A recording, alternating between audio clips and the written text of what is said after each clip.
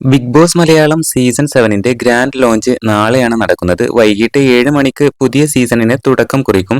ഇത്തവണത്തെ ബിഗ് ബോസിൽ ആരൊക്കെ മത്സരിക്കുമെന്ന് ഉറ്റുനോക്കുകയാണ് ആരാധകരെല്ലാം തന്നെ. വിവാദ താരമായ രേണു സുധിയുടെ പേര് തുടക്കം മുതൽ തന്നെ വലിയ ചർച്ചയാവുകയാണ്.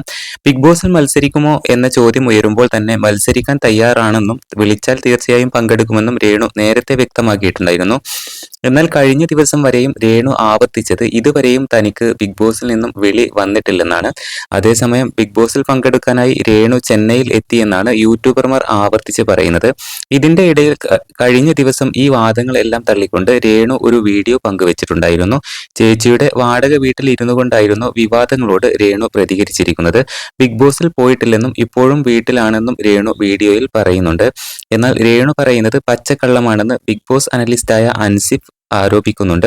രേണു ബിഗ് ബോസിൽ എത്തിയെന്നും ആദ്യ ടാസ്ക് പൂർത്തിയാക്കിയെന്നുമാണ് അറിയാൻ സാധിച്ചതെന്ന് അൻസിഫ് പറഞ്ഞിരിക്കുകയാണ്. കഴിഞ്ഞ ദിവസം രേണു പങ്കുവച്ച വീഡിയോ അവരുടെ തന്ത്രത്തിന്റെ ഭാഗമായിരുന്നുവെന്ന് അൻസിഫ് ആരോപിച്ചിരിക്കുകയുമാണ്. അൻസിഫ് പറയുന്നത് ഇങ്ങനെ: ചിലർ പറയുന്നത് രേണു ബിഗ് ബോസിൽ പങ്കെടുക്കാൻ എത്തിയെങ്കിലും അവരെ പുറത്താക്കിയെന്നാണ്. ചിലർ പറയുന്നത് ഷോയിൽ കയറുന്നതിന് മുൻപേ അവർ വോട്ട് അഭ്യർത്ഥിച്ച് പോസ്റ്റിട്ടു, അതിന്റെ പേരിൽ അയോഗ്യയാക്കിയെന്നാണ്. എന്നാൽ ഇതെല്ലാം അടിസ്ഥാനരഹിതമായ ആരോപണങ്ങളാണെന്ന് ചർച്ചയായിരിക്കുകയാണ്.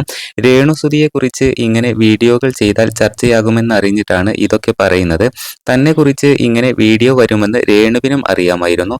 അതുകൊണ്ടാണ് താൻ ഇവിടെയുണ്ടെന്നും ബിഗ് ബോസിൽ പോയിട്ടുണ്ടെന്നും പറഞ്ഞുകൊണ്ട് മുൻപേ തയ്യാറാക്കി വെച്ചൊരു വീഡിയോ ഇപ്പോൾ പങ്കുവച്ചത്. ആ വീഡിയോയുടെ പകുതിക്ക് വെച്ച് കട്ട് ചെയ്ത് സംസാരിക്കുന്നുണ്ട്. ആ വീഡിയോയിൽ പലതും രേണു പറയുന്നുണ്ട്. അത് കട്ട് ചെയ്തത് മറ്റെന്തൊക്കെയോ പറയുന്നതിനാലാണ് എന്നാണ് അൻസിഫ് പറഞ്ഞിരിക്കുന്നത്.